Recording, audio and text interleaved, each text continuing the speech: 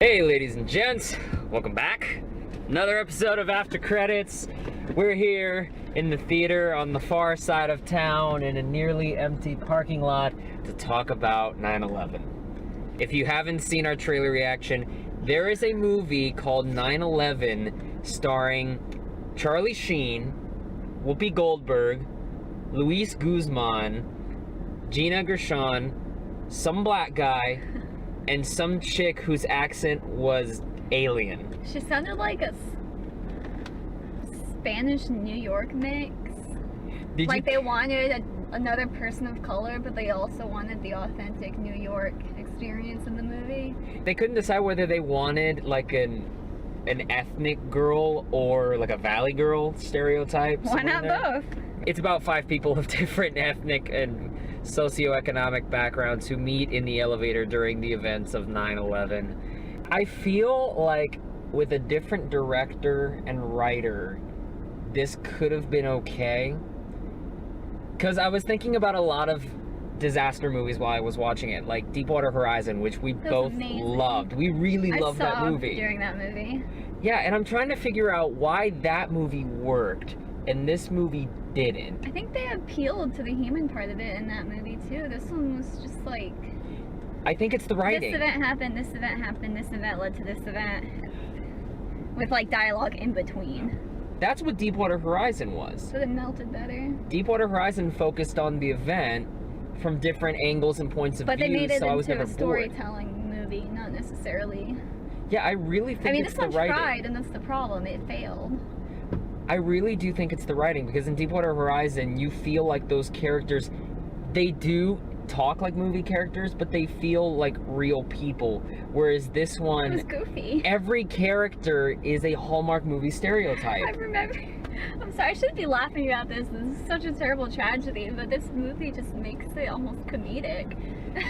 The end when that guy was running away, and he was like, what's his name, Eddie? Yeah. And he was like, ah. He wallowed away like a penguin on a roller coaster. I really do feel like it's mostly the directing and writing, but unfortunately the directing writing is how we got this. Martin Guigui is the owner of the production company that did this. He's the director, he's the writer. His wife is one of the producers on this that owns a separate company. So basically, Martin Guigui willed this shit into existence, purely out of his own volition. Our trailer reaction, which there's part of me that does feel like kind of we overdid it just because, oh my god, Charlie Sheen, wacky, this is offensive. And the trailer made it look a lot more out there than it actually was. I wouldn't call this movie offensive, I'd call it inept. Just because the directing is so over the top, the cinematography is cheap, the writing is stock. They failed to end the movie. I think they just like ran out of money the movie has an ending. No, it doesn't. We all know how the movie fucking ends.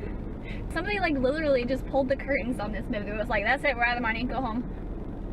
Well, yeah, what the fuck are they gonna do? Just show stock footage of a building falling down? Like, I mean, usually movies like this end in like memorial footage of the actual event, how it affects us now. This one was just like, all right, go home. That's also a part of it, that this movie doesn't really have anything to say about 9/11. It's like, oh, this happened, as if we didn't already know that. Well, we didn't know these people's stories, and so what the interest of me going into it is, I have to be invested in these people. Because you already got me to care about 9/11. I mean, we did. This one just kind of takes these stereotypes and puts them together in the event of 9/11.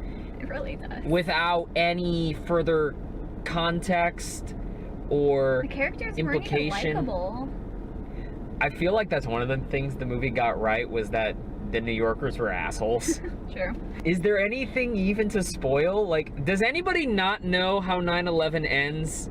There's been so many movies about this. There's World Trade Center, done by Oliver Stone, and United 93 I watched with World Paul Trade Center Greengrass. with my parents, and we're from the Northeast. We're from Jersey, so my parents, they were really invested in World Trade Center, and I didn't quite understand, like, why are you guys sobbing during this movie?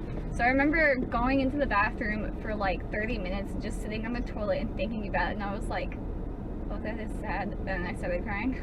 Those movies, like Oliver Stone never makes a movie without throwing in his viewpoint about the event on there. Course. And Paul Greengrass, I understand he's a guy who will throw in his style regardless. This one just kind of seems there is no style. It just feels vacant. like it's almost a documentary.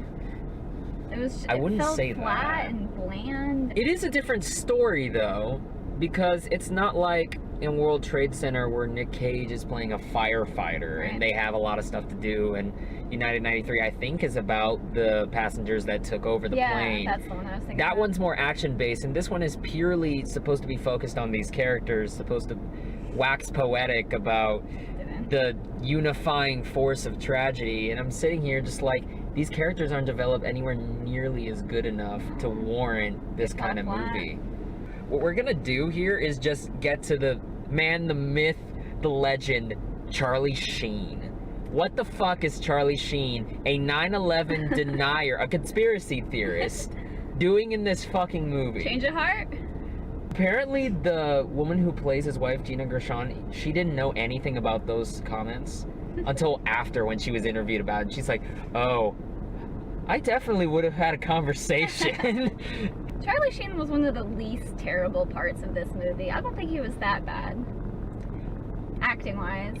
He was bad, but not because he was phoning it in. Like, he's a legitimate actor. It just, Oh, yeah. we don't normally see him in his context, and that's obviously why it was so weird, but he wasn't that bad. You know what's fucked up is I think he just should... overcompensated for the lack of character in the other actors, so he seemed a little out there and eccentric, and the other characters were flat. Well, the direction didn't do him a lot of favors either, because he had to be over the top. There's a lot of time that Charlie Sheen almost throws on a Christian Bale Batman voice when he's upset. Right. Like, he'll sit there like, okay, we have to get everybody out of this building, and then something like, bad look happens, down. and he goes, the building is coming down. And, oh my god, the dialogue in this movie was so stupid. Like, the first plane crashes into the tower. Who in their right mind is going to be like, you guys remember the planes that crashed in the 90s? Is it happening again? That's not That was weirding me out. That's not going to be the first thing you think of. Also, there's some dialogue here that maybe with a different writer, you could get away with some of this shit, like this sort of offhand sarcastic humor, but here it just sounds incredibly tasteless. That line that's in the trailer when they lie on the floor in order to avoid impact when the elevator falls, and Charlie Sheen goes, you know, it's not the fall that kills you. And I'm like, why would you tell this to this guy as you're about to plummet potentially to your death? He literally ends it with, it's the sudden stop at the end. I'm like, yes, because I'm sure the real guy that this is based off of made that kind of joke when he was about to fall to his death. I can see people saying weird things when they're facing death, like you're not always in your best mind when you're in that situation, but they could have incorporated that part of the human mind a little better. Whoopi Goldberg is not a character. She's a mystical Negro. I feel like she was just hired the day before for the job she was doing. The only time we see her have any realm of character at all is near the end, when you suddenly see these mysterious photos of her family, supposed family there, that we've never met, that we've never seen on the console in any scene. Yeah, they just throw it up and she's like, oh shit, right, I'm a human, I gotta get out of this tower. Wait, that's right, I have kids, I gotta go. I was like, fuck, man, I have a life. Because the only other scene that she had was when she randomly stopped in the coffee shop, like, oh, random person that I frequent at this diner that I will never introduce or talk to you ever again. I'm sorry I missed your baby shower. Here's the envelope. Well, I'm Whoopi Goldberg. There's no point that Whoopi Goldberg's in this movie other than to fucking sell butts and seats. She couldn't even do her job in the movie. Like, she's supposed to be operating these elevators, but she doesn't know how to operate the elevators. When Whoopi Goldberg is in a movie, she's usually the one that knows everything, and she's the one on top of her game. It's kind of a nice change of pace just to hear play a character that doesn't know a lot. One of the things that was striking me as weird is Whoopi Goldberg is sitting in front of this elevator tower, and the only elevator she can access nor cares about is the one with our main characters in it. And there's a guy stuck in another one we find out about at the end of the movie. Why? What the fuck happened in Did she it? not know that this guy was stuck in the elevator? And I'm not saying that the movie should just stop dead in its tracks to go talk to other people. If we're focused on these main characters, fine. But we should at least see a lot more people scrambling. There should be other elevators blowing up, and she's trying to access them. It's like, look, I'm stuck on another call. Like, let me talk to you in a bit. I don't think they captured the chaos. Can we talk about the weird, like, race cues in here?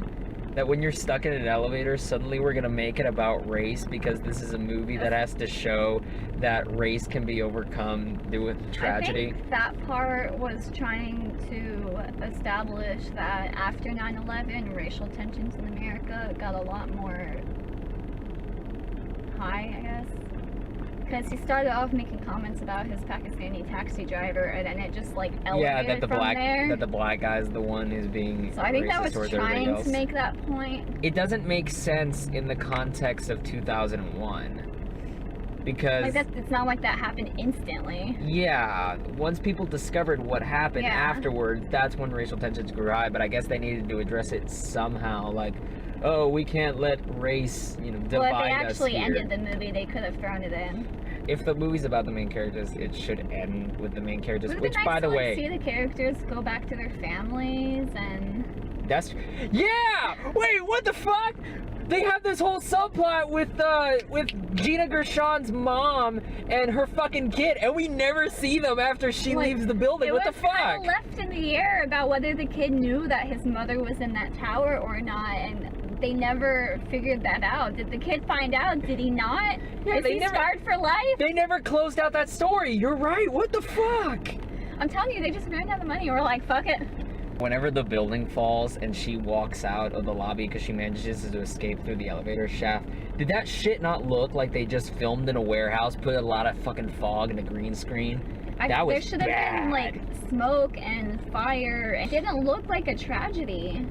I feel like they kind of undersold it. And that makes me a little angry. Welcome back. I didn't offer a time code, but if you didn't want to hear anything about this movie, go read a book. Final Go thoughts? to school. On one hand, I'm really disappointed that they didn't like grasp exactly what 9/11 was, because I know people joke about it a lot, but it was a terrible tragedy and it did affect so many people in terrible ways, and they did not capture that one bit. The only time they did is when they used stock footage. Yeah, like and even then, it was like the lowest quality stock footage they could find. Well, yeah, because they have to sell, like, oh, it's on a tiny screen. It's 2001, not 1990. Yeah. I was expecting to at least have a ridiculous movie, if not a good movie, and it was just flat and uneventful. I just want an ending for this movie, and I would have been satisfied, but they couldn't even give us that, so we're doing ratings now, too? Yeah. I don't want to be mean. What do you mean, mean? I mean, there was an attempt made, it was just not enough. Okay. So I guess out of respect for the attempt of making a movie in remembrance of this event, 2.5? 2.5. I'm going straight for the 2. Like, this is not a good movie. And attempt, fine. You know, I can attempt to make a movie about 9/11 too, but if my movie looks cheap and it doesn't develop these people, I don't learn any more about these specific people. It doesn't make me feel anything. Like, usually with these 9/11 movies, you feel like a little heart wrench. You feel it in your gut. You're like, oh shit, this is sad. Like, if this people story died, but they didn't even show anybody dying. It ended right before people died. That's a good point. You don't get an impact of 9/11. You just know that some people are hurt. And an offhand comment of people are jumping. Like None of that ever weighs There's so many heavy. stock videos of people jumping out of these buildings. They could have at least just thrown that in to like fully grasp the reality of it. Could have been that they were scared to do it. They didn't want to show that kind of carnage. But then again, like, why would you make a movie about like 9/11, but you don't want to show carnage? Yeah, like, what the fuck is the movie for? And that's what I felt. I feel like this movie is just pointless. They held back. I don't know if it was budget. I don't know if it was out of fear or an inability to really capture this, but this just doesn't land at all. They had a good thing going, but they didn't go far enough. I mean, we paid like, what, $11? So at least we got them like a party box from Taco Bell. Alright, let's go get food. Let's go get a party box at Taco Bell. Thank you all very much for watching. If you like this video, please click the like button. Next to it is the subscribe button. You can be the first to find out when new content shows up. Also, click that little bell icon so you actually get notified when the new content shows up. We've also got Facebook, Twitter, and Instagram if you want to follow any of our bullshit on there. Later this week, we're going to go watch Darren Aronofsky's divisive psychological thriller Mother with Jennifer Lawrence and Javier Bardem. Beyond that, we've got What's Your Point episodes coming out. We've got a viewer's choice for Ponyo. We're going to be setting up some events for No Mercy. I'm going to dethrone that fat fuck if it's the last thing I do. But until we do any and all of those things, thank you all very much for watching. Take care, and we'll see you around.